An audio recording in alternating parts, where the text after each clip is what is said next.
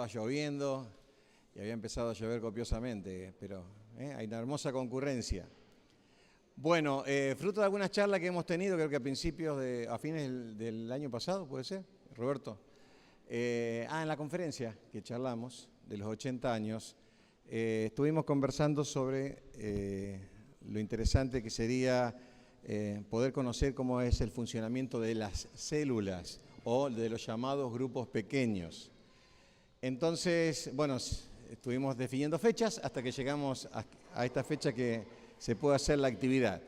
Vamos a hacer así, yo voy a hacer una exposición de más o menos unos 30 minutos y después vamos a dejar un tiempo para preguntas, para que ustedes se puedan sacar las dudas. Lo que yo voy a compartir es el capítulo de un curso, o sea, un curso que nosotros solemos darlo tal vez en 12, 15 horas. Esto es un capítulo, digamos, y elegí que podamos ver la razón por la cual una iglesia puede evaluar la posibilidad de tener células. ¿Cuál es la razón? ¿Por qué tener células en la iglesia? Así que yo me voy a ayudar con esto. De acá van a poder tomar notas, aquellos que están tomando notas. Muy bien.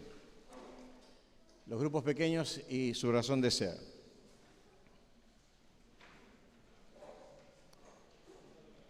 Ahí está. Entonces, bueno, vamos a irnos a la fuente. Vamos a irnos a la fuente. A lo más importante es los fundamentos bíblicos que tenemos para todo el tema de células. Vamos a ver la parte práctica también, pero, por ejemplo, cuando nosotros nos vamos al Antiguo Testamento, ¿se acuerdan de ese encuentro cuando el pueblo de Israel salió de Egipto y va hacia la tierra prometida? Tiene ese encuentro con el suegro. Se encuentra Moisés con su suegro, allí en Éxodo capítulo 18. Y bueno, el suegro se saludan, comparten cómo le ha ido, él le cuenta todo el testimonio de la obra del Señor. Al otro día, Moisés comienza a atender a la gente y está todo el día atendiendo al pueblo, sus requerimientos, enseñándoles cómo tienen que proceder, solucionando problemas de relación y demás. Y entonces el suegro, cuando lo ve, le dice: mirá, si vos vas a seguir así, vos te vas a morir y el pueblo también se va a fatigar, porque vos no podés hacer todo el trabajo. Y entonces le da un consejo, el consejo de que a través de la delegación de autoridad y de funciones se puede repartir la carga en más personas. Justamente una de las cosas que a veces ha llevado a que algunas iglesias no quieran implementar lo de células, nosotros estamos trabajando en células hace más de 20 años, y es que uno no llega a saber lo que pasa dentro de una célula, ¿no? Y a veces uno, como pastor de la iglesia, como anciano, bueno, quiere saber. Entonces, cuando nos reunimos, nos vemos todos. Pero en la célula resulta de que yo no soy omnipresente, los ancianos no pueden ser omnipresentes, para saber qué pasa en cada lugar, de qué hablan, si se hacen las cosas, si se enseña cómo se tiene que enseñar la palabra y demás. Entonces, uno entiende que cuando delega autoridad y forma a las personas y se buscan personas, como él les dijo, personas íntegras, personas que teman al Señor y que hagan bien las cosas, que tengan buen testimonio de los demás, uno aprende a confiar en las personas. Y esas personas en las cuales depositamos como líderes la confianza, desarrollan el ministerio sin que esté centralizado en poca gente, sino que más gente en la iglesia se trabaja, a tal punto de que altos porcentajes se pueden dar de actividad ministerial. Ayer estaba charlando por teléfono con Osvaldo Macio y hablamos de la problemática de las iglesias. Él me dice, a veces se da el fenómeno de que en la iglesia solamente un 30% de la iglesia trabaja en los ministerios. Yo le digo, a veces es mucho menos, a veces se da lo que se llama el principio de Pareto, es un principio del 20-80, que el 20% hace la tarea del 80%. Y este fenómeno se da en muchos lados, ¿no? Y cuando la iglesia crece más, hay más gente y menos gente trabaja. Y se centraliza más las tareas. Entonces, cuando pensamos en grupos pequeños y en delegación, se da todo el fenómeno contrario. Más gente comienza a trabajar y se delega la carga. Entonces el consejo que hubo para él fue el siguiente. Entonces, ¿por qué no buscás gente? Buscás gente que esté arriba de 10. Dividí el pueblo, que eran casi 2 millones, algunos dicen 3 millones, en grupos de a 10, y cada 10 personas le pones un jefe. Y luego le dice, y bueno, y cuando vos juntés 5, o sea, 50, le pones otro jefe. Y después haces jefes de 100, vas a tener cerca de 6.000 jefes de 100 aproximadamente, y después haces jefes de 1.000, y vas a tener como cerca de 600 jefes de 1.000. Entonces, ellos van a tratar los problemas menores. Cuando haya un problema mayor, van a venir a Moisés, a vos, y vos vas a solucionar los problemas. Y bueno, él escuchó el consejo del suegro y entonces implementa esta organización que libera que la carga esté solamente sobre él. ¿Está? Entonces, esta es una forma sabia de resolver el problema del agobiamiento y el cansancio ministerial. Tenemos el caso del Señor Jesús. Allí en Marcos capítulo 3, verso 13 y 14, falta el uno ahí, dice, y estableció a 12 para que estuviesen con él y para enviarlos a predicar. Fíjense, el Señor tenía que en 3 años y medio preparar a un grupo de personas que darían continuidad a su obra y a su ministerio. Él luego de la muerte resucitaría y ascendería a los cielos. Y después, un grupo de personas, 12 personas, que después terminaron siendo 11, y luego se religió el número 12, hicieron justamente el trabajo de la evangelización mundial. Y el Señor le dedicó tiempo a estas personas. Y fíjense, en este caso, hace una rememoranza de la última cena del Señor con ellos, en la celebración de la Pascua. En esa reunión, en un grupo pequeño, en una casa de familia, los 12, allí el Señor enseña cosas, el Señor ejerce el liderazgo, le lava los pies. Es el momento en el cual ejerce una influencia espiritual sobre ellos. Y es una reunión con ellos, íntima, donde puede compartirle cosas muy importantes que iban a quedar en la mente y en el corazón de ellos. Así que él trabajó con 12. 12 no es un número mágico. Ustedes van a leer que en algunos lugares hasta se llama grupo G12, ¿no? Y entonces no es mágico. Una célula no necesariamente tiene que tener más de 12, porque ya vamos a ver por qué, o más de 10, o tiene que andar ahí. Pero puede tener 3, 4 personas, no hay ningún problema. La célula porque cuando hay mucha gente no se puede interactuar. Pero había un grupo donde el Señor podía ejercer un contacto visual con cada uno y hablar con cada uno y compartir. Así que el Señor, que es el modelo de formación de discípulos, dedicó 3 años y medio a la formación de estos hombres que eran jóvenes y era un grupo pequeño. Bueno, tenemos los ejemplos de la iglesia primitiva. En la iglesia primitiva se utilizó muchísimo las casas para que la gente se congregara, orara, recibiera el alimento, la enseñanza espiritual. Y hay muchísimos pasajes que están aquí mencionados y se reunían en casas de familia, ¿no? Por ejemplo, este pasaje, todos los días se reunían en el templo y partían el pan en las casas y comían juntos con alegría y sencillez de corazón. Y en ese contexto, mientras alababan y brindaban ayuda a todo el pueblo, cada día el Señor añadía a la iglesia a los que habían de ser salvos. Y está esto de que se reunían en las casas. Fíjense, Hechos 5:42 dice, y todos los días no dejaban de enseñar y de anunciar en el templo y por las casas las buenas noticias acerca de Jesús. Hechos 20:20 también nos muestra esto de lo público y lo privado, ¿no?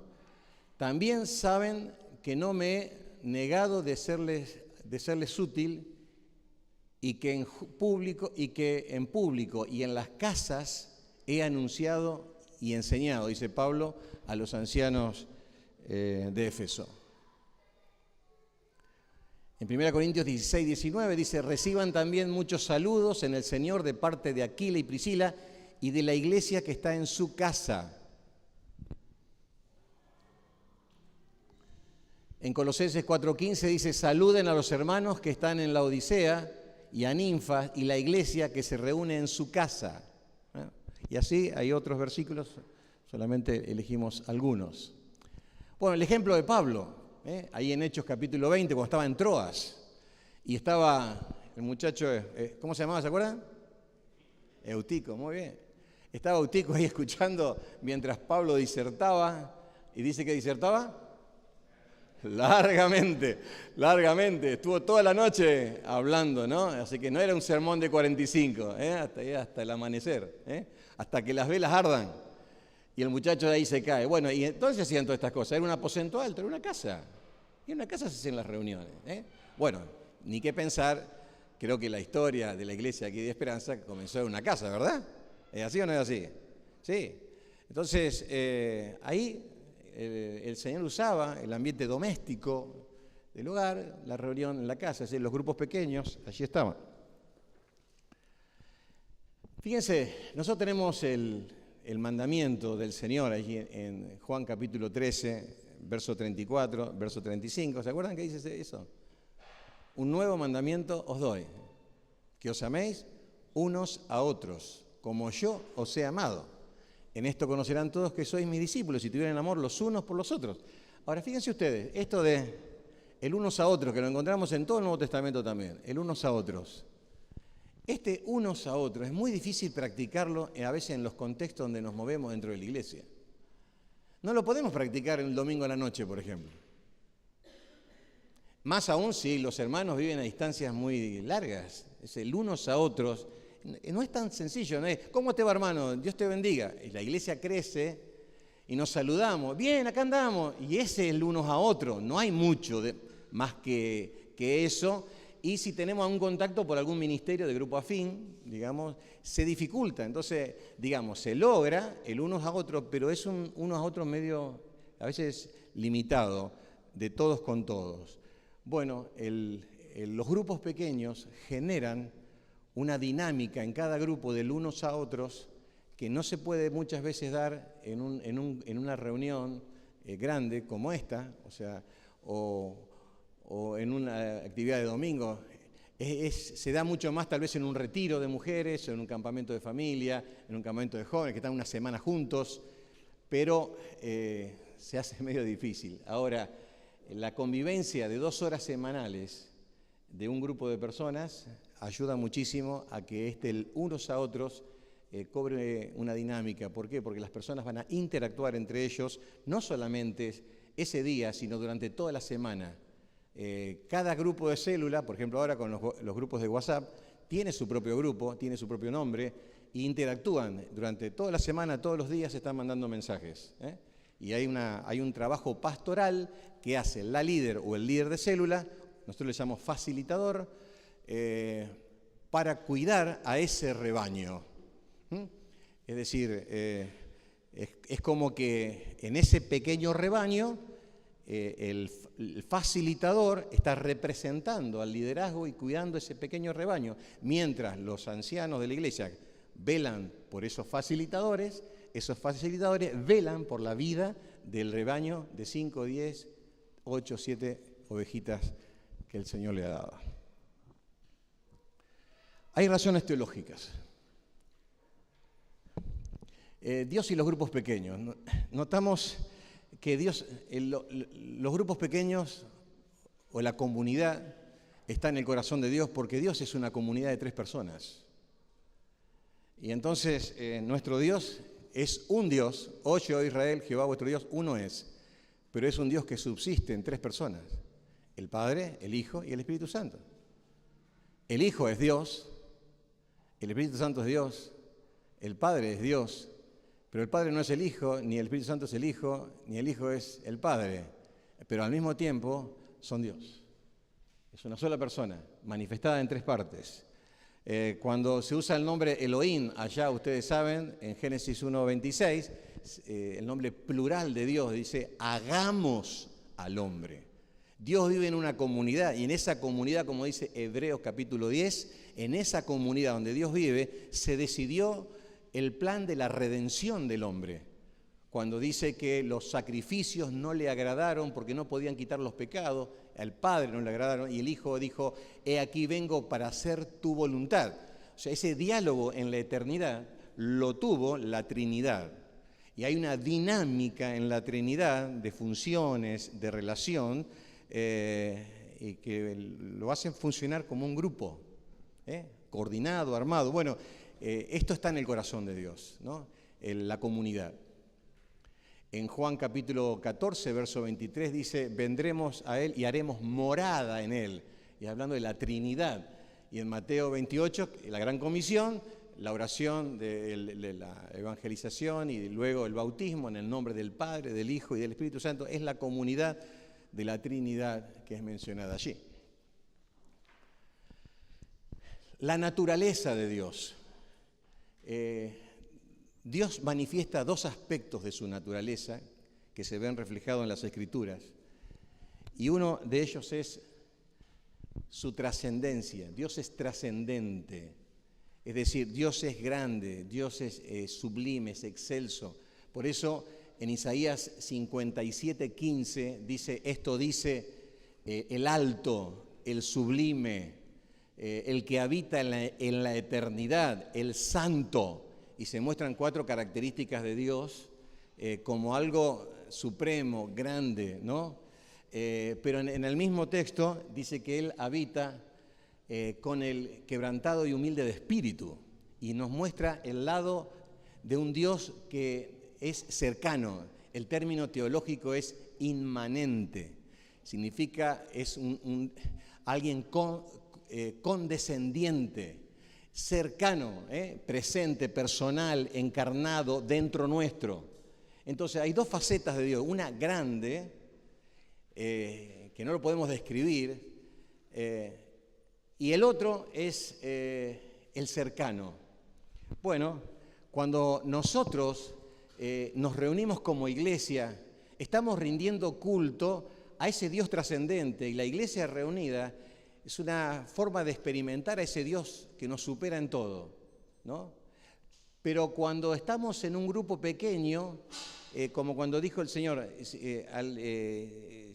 cuando lo vestisteis, a mí me vestiste, cuando le diste de comer, a mí me diste de comer, cuando lo visitaste, a mí me visitaste. Dios se hace real en la vida de la gente en forma personal. Es decir, el Señor se manifiesta usando nuestras vidas para atender a las necesidades de cada uno. Por eso, acá podemos decir así, la iglesia debe ser lo más grande posible para afectar a la comunidad y lo más pequeña posible para atender cara a cara a cada persona. Y en la célula se da este fenómeno de que las necesidades pueden ser atendidas inmediatamente allí. Por ejemplo, en mi experiencia, yo tengo 30 años de experiencia como pastor. Y en ese tiempo de experiencia he atendido y he hablado con muchísima gente.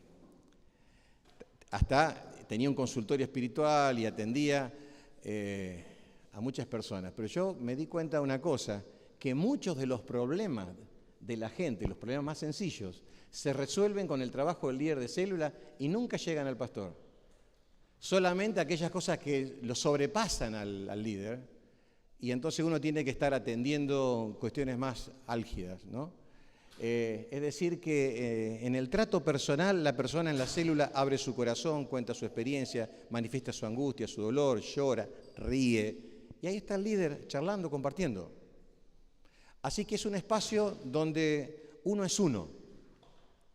Alguien dice, cuando una persona mira a la otra cara a cara y le mira a los ojos, nadie puede ser hipócrita por mucho tiempo. O sea, no. Uno puede falsear un estado. ¿Cómo te va en una reunión general? Pero cuando nos sentamos a tomar mate y estamos compartiendo en una reunión y nos miramos y charlamos la Biblia y la aplicamos, y uno en algún momento tiene que mostrar quién es. Y entonces esto facilita la transparencia de la gente, que la gente se muestre tal cual es. Entonces también tenemos una puerta allí para poder ayudar a las personas. Hay razones históricas en cuanto a las células. Fíjense ustedes, los versículos que leímos, acá de Hechos 5:42 del 20:20, que Pablo decía en Éfeso, ahí en Mileto, le decía a los ancianos que él había predicado públicamente y por las casas. Entonces, en la iglesia primitiva, en los primeros 300 años de la historia de la iglesia, hasta el año 312 aproximadamente, la iglesia tenía una dinámica equilibrada de reuniones públicas y reuniones de casa, reuniones de grupos pequeños. Las dos cosas. En público, o sea, todos juntos, y luego en casas. Eso se daba, ¿no? Y así funcionó 300 años la iglesia antes que sucumba el Imperio Romano.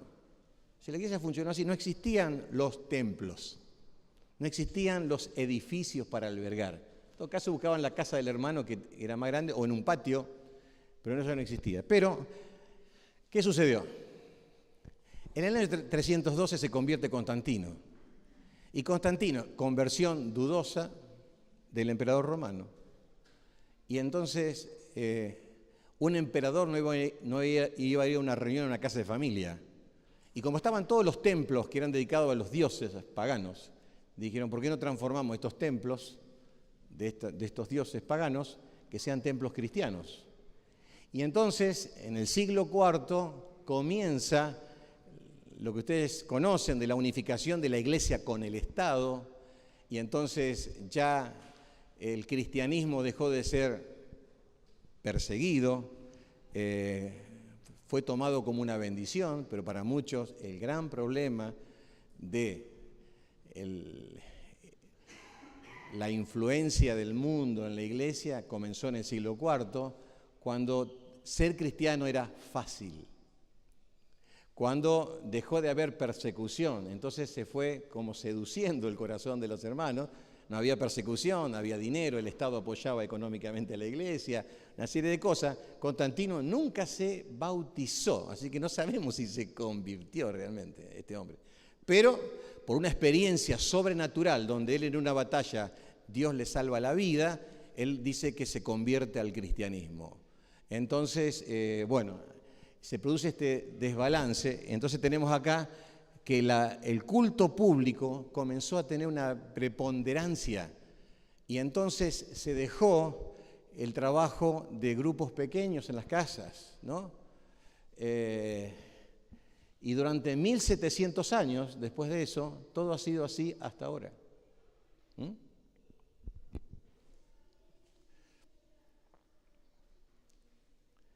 El culto cambió de la participación a la observación. Esto se da mucho, ¿no? De que hay una persona que habla y todos están escuchando, como ahora. Ahora, cuando uno está en un grupo pequeño, ¿qué hacen? Todos hablan, y especialmente si son... No dije mujeres, eso... si son niños, ¿no? Todos hablan, pero el gran problema es que, y los predicadores pensamos que nos están escuchando, ¿no? Pero se da esto de que en la actividad pasiva de estar siendo observadores, ¿no? El significado de ser miembro cambió de productor a consumidor. O sea, como productor, yo sirvo al Señor, trabajo esto. Consumidor, y vengo a la iglesia que me prediquen, que me enseñen, que me hagan, que yo pueda recrearme, actividad social. Voy a un lugar donde me siento bien. Y les digo, hay mucha gente que va a la iglesia porque es un buen ambiente. Y manda a los hijos porque es un buen ambiente, se los cuidan, todo, se ofrece un servicio en la iglesia. Y hay iglesias en los Estados Unidos que la gente las elige porque tiene grandes parking, o sea, grandes estacionamientos. Y si uno quiere tener una iglesia de muchos miembros, tiene que tener una cuadra de estacionamiento. Entonces, si una iglesia entonces le ofrece todos los servicios. Y hay iglesias que tienen 3, 4 pisos, tienen shopping. Entonces termina, ya eso es alevoso, ¿no? Termina la reunión y ya tienen shopping, se van al shopping de la iglesia. ¿Y almuerzan dónde? En la iglesia, porque tiene un comedor, tiene varios pisos. Eso en Puerto Rico hay una iglesia muy famosa de un pastor que sale en el enlace, que tiene todo un servicio y la gente, o sea, todo se recicla dentro de la iglesia, ¿no? Entonces, la gente va y recibe, y son iglesias que son miles de miembros. El uso de los dones cambió, en algunos casos, estamos generalizando, ¿no? De edificar a impresionar, ¿no? A veces con el tema de los dones sucede de que hay tan poco desarrollo de dones. Me decía un médico cristiano de Tucumán, que se crió en una iglesia en una provincia de nuestro país, donde la figura del predicador era muy relevante, era un predicador muy conocido. Ellos como jóvenes pensaron que el único que podía aspirar como ministerio de hombre era ser un predicador. Y dice, y hoy, como médico rural y otras especialidades que tiene, me doy cuenta que hay tanta variedad y tantas cosas que se pueden hacer en cuanto a dones, y que mucha gente desconoce dones que el Señor le ha dado, y no se están ejerciendo. Y en la célula es un hermoso lugar donde hay dones que se pueden poner en funcionamiento. Por ejemplo, el don de misericordia, el don de dar, ¿no? Ahí no necesita ser una predicadora, una hermana, sino tener la capacidad de compadecerse de lo necesitado o de saber administrar los recursos que Dios le ha dado para ayudar al que no tiene, y está usando sus dones, y eso realmente es algo valioso. Bueno, el crecimiento cambió de la multiplicación a la suma, ¿no? Realmente lo que creció la iglesia en los primeros 300 años fue algo tremendo, ¿no? Era algo que todos los días el Señor añadía a la iglesia, o sea, se convertía gente todos los días. Los edificios cambiaron de funcionales a sagrados. Sin querer, el concepto de que la iglesia es el templo, es como que a veces y eso está metido muy culturalmente, especialmente por la influencia de la iglesia católica, ¿no? Como que es sagrado el lugar, y mientras que la iglesia son las personas, ¿no? El compañerismo cambió de en profundidad a una aparente, El ministerio cambió de personal a público, y la vida del cuerpo cambió del estilo de vida al número de miembros. Una iglesia tiene mucha gente, si tiene mucho debe ser bueno. Gran error, ¿no? Gran error. Uno sigue las masas, ¿no? Entonces, ¿por qué se mide la espiritualidad de una persona, de una iglesia? ¿Por la cantidad de miembros o por las vidas transformadas? Entonces, nosotros tenemos que medir nuestra efectividad como iglesia por las personas que están siendo cambiadas, no por la cantidad de gente que viene a la iglesia. Porque si la iglesia está llena, no me dice nada a mí. Puede estar llena por muchas cosas. Hay muchos sistemas de iglesia que promueven la asistencia, hasta el punto de que si yo no asisto, pierdo el ministerio, por ejemplo. Entonces no hay que faltar. Pero eso no es espiritualidad. La espiritualidad pasa por otro lado. Bueno, hay muchos de ustedes saben de esto. Las razones ministeriales, esta es otra razón. Razones ministeriales. Mejor asimilación de la enseñanza bíblica. Cuando uno escucha a un expositor, esta es una forma y está bien que alguien enseñe y explique la Biblia. Ahora, cuando la Biblia se explica y se debate en el lugar, la gente lo asimila diferente. Entonces, uno puede incorporar mejor la enseñanza bíblica cuando la mastica, cuando uno reflexiona y cuando uno va aprendiendo junto con el otro lo que se va enseñando. La comunión fraternal se profundiza. ¿Por qué? Porque yo estoy toda la semana y todo el año compartiendo con esas amigas. Y ya conocen mi vida, y ya me preguntan, ¿y tu nieto se sanó? ¿Y tu hija se operó? Y ya saben todo de todo. ¿Por qué? Porque están compartiendo ese tiempo juntos y la comunión se da de una forma. Facilita la evangelización. hay mucha gente, ustedes saben, de que les cuesta mucho venir un domingo al templo, a la iglesia. Pero si uno primero lo lleva a una casa y luego de la casa lo lleva a la iglesia, ya cuando va a la iglesia están los amigos de la célula que ya lo acompañan, no está solo. Y cuando se convierte al Señor, vuelve y ya tiene una célula que lo está esperando para discipularlo e integrarlo a la vida de la iglesia. Es adaptable y flexible. Esto significa de que la célula se puede hacer en cualquier lugar, hasta debajo de un árbol se puede hacer. Adentro de un auto se puede hacer si uno quiere hacerla. Y en cualquier momento. Yo tengo una célula todos los jueves a las 9 de la mañana. Y hay otros que lo pueden tener a las 7 de la mañana, y otro lo puede tener al mediodía, y otro lo puede tener a la noche, y también en cualquier día de la semana.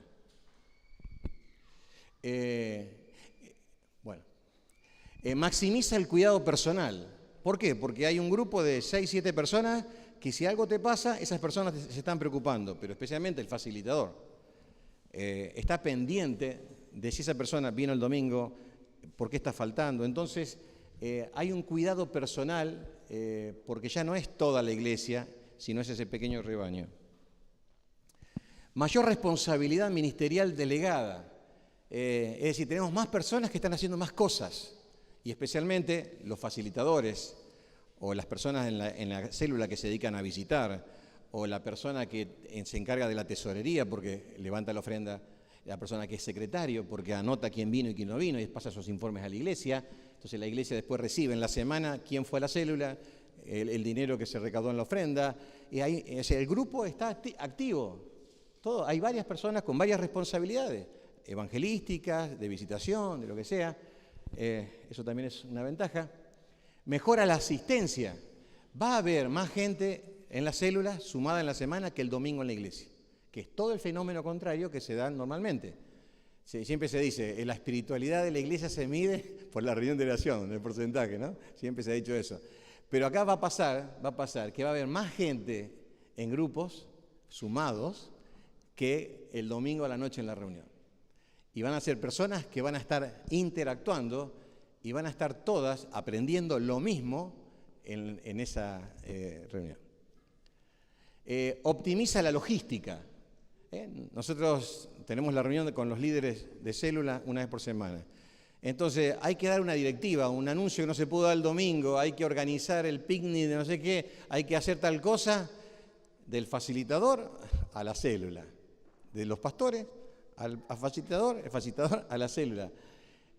A los facilitadores se les manda un mensaje, ellos se comunican con su...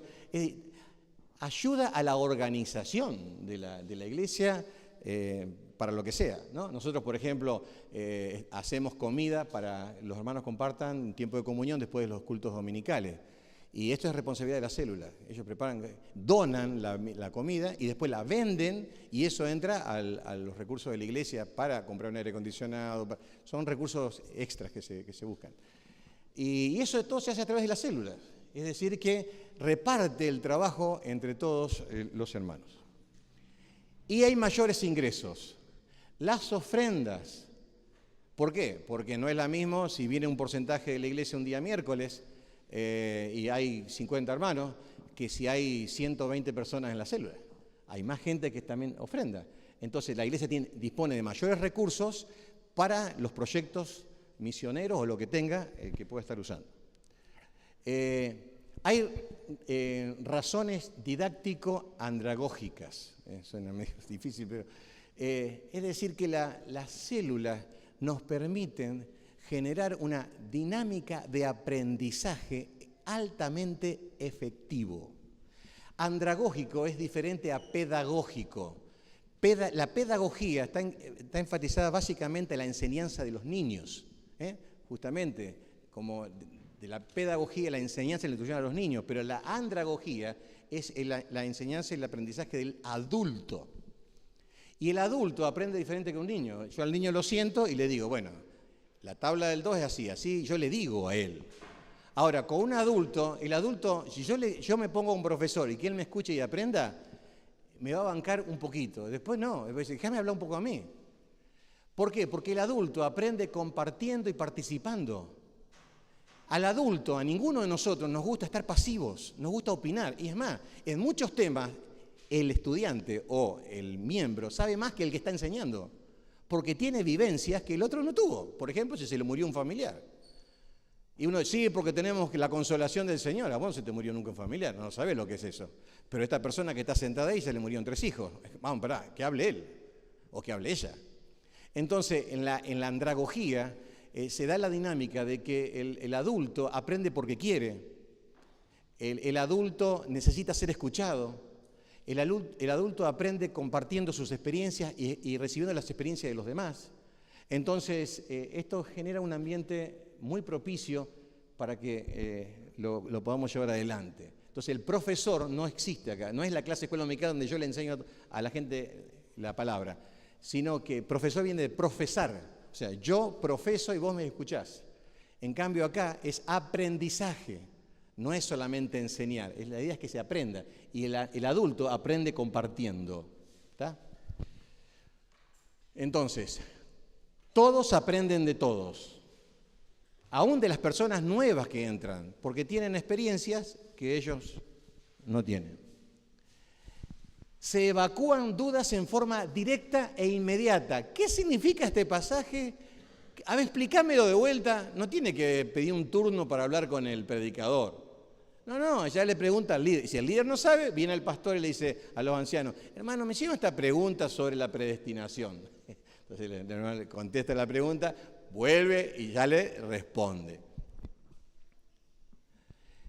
Se contextualiza la enseñanza a la necesidad del grupo. Entonces yo estoy, una célula, todas las células en nuestra iglesia, todos estudian lo mismo, pero las necesidades de cada grupo son diferentes. Entonces el facilitador va a tratar de aplicar la enseñanza a las necesidades de la gente que tiene en el lugar, enfatiza de acuerdo al grupo que tiene, conociendo sus necesidades. Entonces se contextualiza la enseñanza, cosa que a veces los predicadores, cuando estamos en un lugar, no sabemos. Uno tira semilla y dice, a alguno le pegará, pero yo no sé los problemas de la gente. Uno depende de la guía del Espíritu de Dios, pero el facilitador sabe quién tiene sentado ahí. Y otra cosa, es diferente. Y es adaptable y flexible, ¿no? Uno en algunos momentos tendrá 10 personas, en algunos momentos tendrá 2 o 3 personas. Uno va adaptando la enseñanza y es flexible. Hay momentos en que uno algunos temas los tiene que obviar porque hay personas nuevas y hay momentos que uno puede tocar temas porque hay personas que los pueden escuchar y también opinar. Las razones misionológicas, y con esto termino, cumple con la gran comisión de ir. Nosotros tenemos esto de, siempre se ha dicho mucho, esto de que los inviten hermanos para que vengan a la iglesia, inviten personas para que vengan a la iglesia a escuchar el Evangelio. Bueno, lo seguimos haciendo, nosotros también lo hacemos. Pero hay que ir donde está la gente. Entonces, al abrir una casa, estamos abriendo un lugar, una cabecera de playa en un barrio donde la iglesia necesita iluminar. Entonces, estamos cumpliendo la gran comisión en esto. Optimiza la gran comisión de hacer discípulos. Nosotros no nos conformamos con esto de, hizo el discipulado, hizo los 10 pasos, los 12. No, acá el discipulado es toda la semana, todo el año y el otro año y el otro año. La persona está aprendiendo y preguntando y participando y va y viene. Y el facilitador lo va acompañando, lo va ayudando, lo va levantando cuando se cae, como lo hizo Jesús.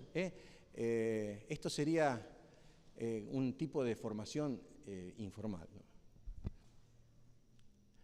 Ofrece un espacio informal para expresar el Evangelio, como decíamos. Hay gente que no vendría a la iglesia, pero te invito a mi casa o a la casa de mi amigo, vamos a juntarnos a leer la Biblia y a orar. Y la gente a una casa va, más fácil. Y es una de las mejores maneras de comenzar una iglesia.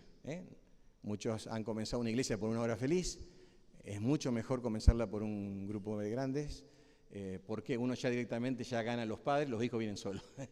Y en una casa de familia, en un pueblo, se abre una casa, se abren las puertas, se empieza la reunión allí y todo empieza en una casa de familia y se puede empezar tranquilamente una iglesia en un lugar. Bueno, Pregunta en los pocos minutos que tenemos. Todo así en las carreras, disculpen, pero no hay otra forma de darlo. Preguntas.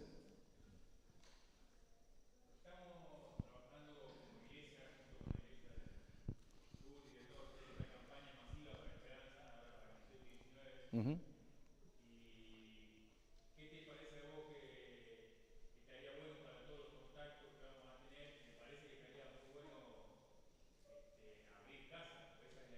Uh-huh.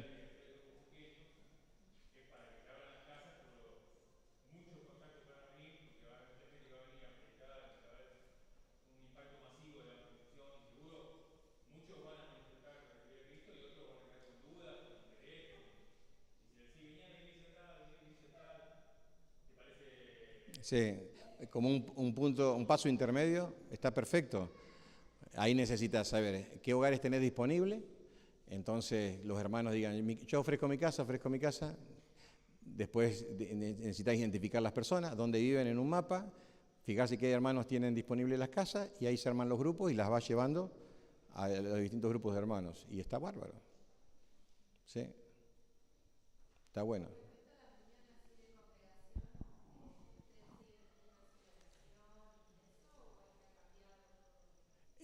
Nosotros es más efectivo para nosotros, la gente ora en la reunión de células. Es decir, eso cada iglesia lo define como quiera. Hay iglesias que dicen, no, nosotros queremos seguir con la reunión de oración y queremos tenerla. Esto es flexible, pero para que sea efectivo no puede ser un ministerio más en la iglesia. Como diciendo, como están los jóvenes, están las células. No, esto es el ministerio por el cual ganamos gente, por el cual discipulamos y formamos personas. Es como una columna, se pasa a ser una columna vertebral. Hay dos formas de encarar esto. Una se llama iglesia celular.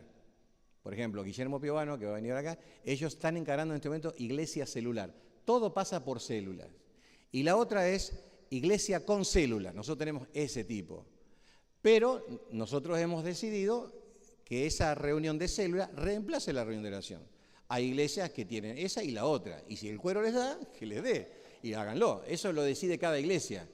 Pero lo que nos vamos a dar cuenta es que la asistencia y los beneficios de las células son tan altos que después, con el tiempo, nos vamos a dar cuenta de que no va a ser necesario tener las dos cosas. Pero eso se tiene que dar en un proceso de maduración donde todos los hermanos están de acuerdo y ven los resultados. Por eso se habla de transiciones.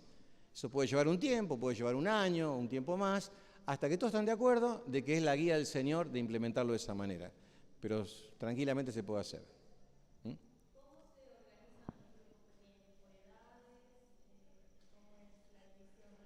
Al ser flexible, se puede hacer de muchas formas. Se puede hacer por género, digamos, hay células de mujeres, y si se busca de mujeres que sean que tengan afinidades, por ejemplo, edad. Entonces, digamos, hay mujeres más mayores, hay más jóvenes, nosotros tenemos chicas solteras, chicas recién casadas, entonces tenemos así. Después tenemos mixtos. ¿Por qué? Porque no enganchan por el laburo de hacerlo de esa forma. Entonces, juntamos 3 matrimonios y se transforman en una célula de matrimonio. Y van con los hijos, o sea, y es así. Después, en el caso de los adolescentes, y es de adolescentes, porque vos a un adolescente le pones un adulto, no te habló más. Vos le pones todo adolescente y hablan y se ríen y qué sé yo, toman mate y conversan con el facilitador. Entonces, los grupos, al ser muy heterogéneos, es como que se inhiben personas. Entonces, se buscan por edades, se buscan por género y a veces, en el caso de adolescentes, hemos puesto mezclados. Chicos y chicas funciona, a veces hemos puesto chicas y chicos separados, todo depende como veamos que sea necesario hacerlo. Hay iglesias, tenemos la Iglesia de la Gracia en Arroyito, que tienen célula de preadolescentes y hacen de chicos, o sea, es decir, si da para hacerlo y tenemos gente y digamos, y estamos de acuerdo, hasta se puede hacer. Nosotros directamente hacemos ministerio infantil y hacemos otro tipo de cosas, pero hay hasta iglesias que tienen eso, ¿no? Algunos tienen de mujeres viudas, por experiencias comunes, hay otros tienen de solteros, o sea, al ser afín, tienen temas en común, entonces es como que encuentran un lugar donde poder hablar de ciertas cosas, y eso ayuda mucho, entonces invitan gente con esa misma experiencia.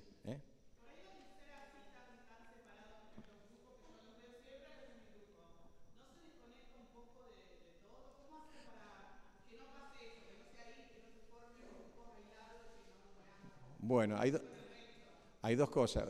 Periódicamente se hacen reunión unidas de células. Entonces, por ejemplo, las mujeres se juntan una vez por mes, hacen reunión unida de células de mujeres. Y los hombres, reunión de células de hombres. Hacemos los retiros de hombres, ahora que vamos a tener, esperemos que no nos metan multas. Ahora en mayo tenemos 25, 26, 27 de mayo, tenemos todas las células de hombres, nos juntamos al retiro. Después, al otro mes vienen todas las mujeres. Eso ayuda muchísimo, o sea, hacia actividades grupales. Y después hay otras actividades de la iglesia, porque siguen las reuniones de matrimonio, Hay iglesias que sacan las reuniones de matrimonio, sacan las iglesias celulares, es como que sacan los grupos afines, porque lo enfocan de esa manera. Nosotros seguimos con las dos cosas. Tenemos tres columnas: culto público, células y grupos afines. Y tratamos que a través de las tres actividades entre gente. Si una persona entra por el culto, la derivamos célula. Entra por el grupo afín, lo derivamos célula. Si entra por la célula se queda en la célula. Pero la célula termina siendo el lugar donde la persona crece, se desarrolla, se relaciona y todo eso. Así que, bueno, y una cosa importante también del facilitador es que está en contacto permanentemente con los otros facilitadores para la conciencia del cuerpo, y yo me reúno una vez por semana con todos los facilitadores y les enseño la lección de la semana. Y ellos van y la enseñan al grupo. Entonces, toda la iglesia recibe la misma enseñanza, la misma interpretación bíblica y recibe el mismo alimento. Y periódicamente, en los cultos, para reforzar y unificar la enseñanza, damos una enseñanza para bajar los conocimientos que hemos adquirido. Ahora, por ejemplo, estamos estudiando el libro de Ruth. Tenemos 4 meses con el libro de Ruth. Y bueno, la gente se va empapando de la historia, de la cultura hebrea, del levirato y un montón de cosas. Y bueno, y es una cosa apasionante, se engancha muchísimo. Entonces, como estudiamos lo mismo, hay una conciencia de cuerpo. Y la otra es que la célula no es un fin en sí mismo. La célula siempre tiene que tener una silla vacía, la célula es un medio para crecer numéricamente, y la célula debe multiplicarse. Eso significa que cuando llega un grupo de 10, 12, tienen que formarse 2. Por eso tiene que haber un facilitador y un auxiliar. Cuando llegó a un grupo de crecimiento, a un número de crecimiento tope, entonces se separan y se forman 2. ¿Por qué? Porque ya si son más de 12, la gente hablan pocos y la mayoría no habla. Entonces tiene que haber esto de... Es preferible que haya 2 de 6 y no una de 12.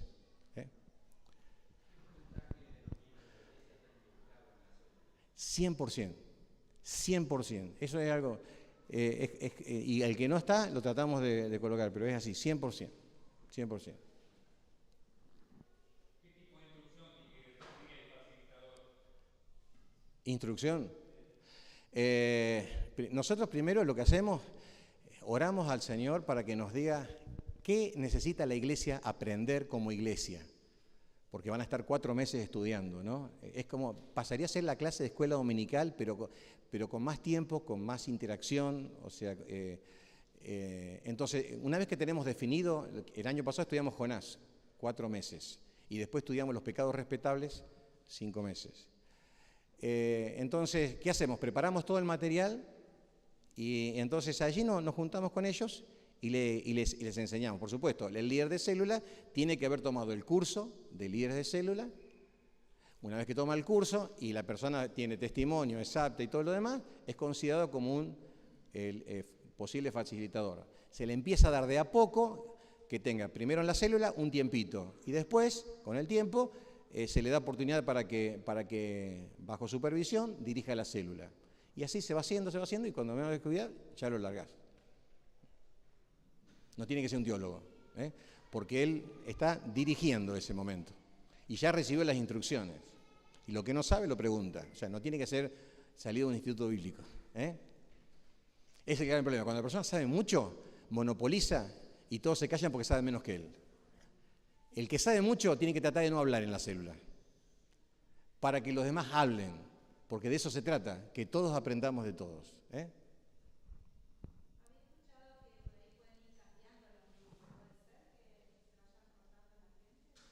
No es muy saludable eso. Yo he estado en los llamados grupos caseros, eso me acuerdo que en Calle La Rioja se hizo en un momento, y rotaba el líder de célula. El problema, por ejemplo, si rota el líder de célula, nunca es responsable del rebaño. Entonces, conviene que siempre tenga porque le haces el seguimiento al rebaño y te sentís responsable de esas ovejitas que el Señor te dio. Si se cambia, el tema es que es como que no hay responsabilidad sobre esas personas. Por ejemplo, si el domingo falta una persona, yo no voy a levantar el teléfono para hablar con la persona. ¿Yo qué hago? Le pregunto al líder de célula, ¿qué pasó que fulano no estuvo? Porque él tiene que velar por esa persona que no vino. ¿Otra pregunta?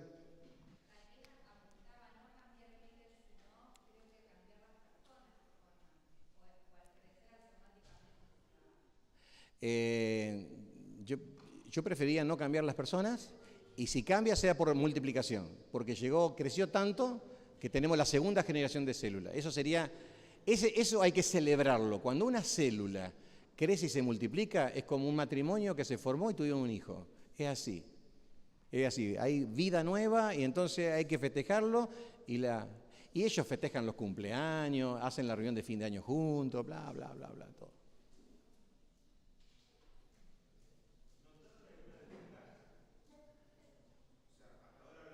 Sí, sí.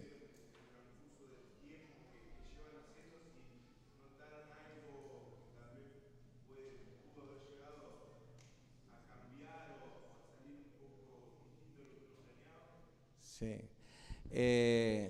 Tal vez errores que se pueden haber cometido en haber colocado a algunos líderes que no fueron muy idóneos, y ahí se siente el impacto. Después, cuando el hogar anfitrión no se concientizaron de que tenían que reservar ese lugar para la célula, y capaz que estaba el televisor prendido, recibían llamadas telefónicas, entraban los vecinos, o sea, se pierde la privacidad. Entonces esas cosas hay que hablarlas antes, ¿no es cierto?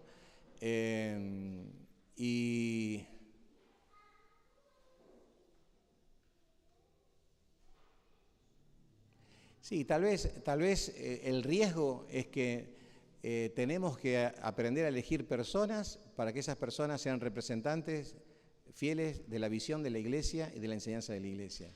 Si nos equivocamos en eso, puede ser que surja algún problema, ¿no es cierto? Pero no. Pienso que en la mayoría de los casos es altamente positivo. Para nosotros fue altamente positivo. Una más.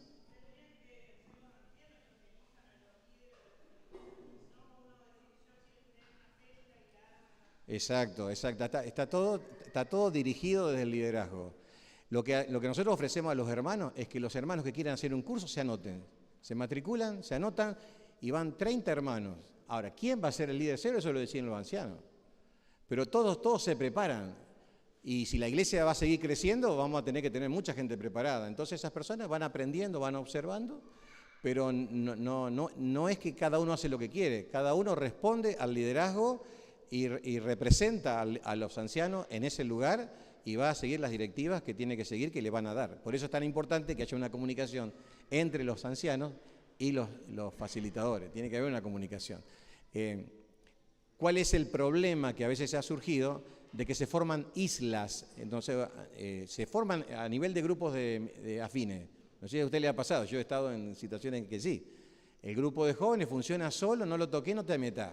Las mujeres, no te metas, funcionan solas. Funcionan bien, pero están desarticulados. Lo que nosotros tenemos que retomar es el concepto de cuerpo.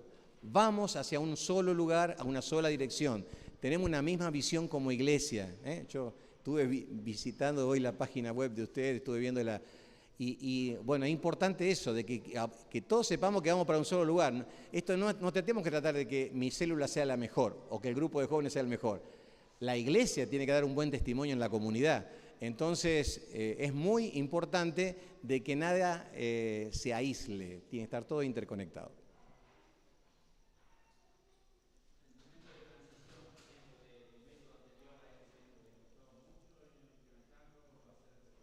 Claro, a nosotros no nos costó porque lo usamos desde siempre, 25 años. Entonces no nos costó, pero en las iglesias que lo tuvieron que implementar, por ejemplo, pregúntenle a los hermanos de Calle Belgrano cómo ellos lo implementaron y cómo fueron fortaleciendo la metodología de trabajo. Lleva su tiempo. Y eso que nos lleve unos años, ¿cuál es el problema? O sea, y si las dos cosas se pueden hacer, y si, por ejemplo, hay iglesias que hicieron, el 30% de la iglesia va a empezar con célula, vamos a probar, a ver si Entonces, después de la prueba, de un tiempo, de un año o de 6 meses, se sientan a evaluar y decimos, esta experiencia de estos meses, de estas personas, ¿puede ser buena para toda la congregación? Y en base a eso se empieza. Ese es un paso. Después el otro dice, bueno, vamos a hacerla simultáneo. Y después decimos, vamos a hacerla permanente la célula y la otra la vamos a hacer una vez por mes. Y ahí van de a poquito haciendo las cosas. Pero yo no me preocuparía por eso. Empezaría una transición lenta, digamos, si el Señor les guía a una cosa así. Ahora, si funcionó bajo el Imperio Romano, en persecución, algunos no se habla de método, se habla de principio de crecimiento. La célula lo toman como un principio, como un modelo bíblico, es un modelo que Dios estableció en el Nuevo Testamento para el crecimiento de la iglesia. O sea, lo del templo no está en la Biblia. O sea, el salón no existe en la Biblia. Existe la casa que alberga a los hermanos. Eso se implementó después. Entonces, si nosotros podemos hacer las dos cosas, fantástico.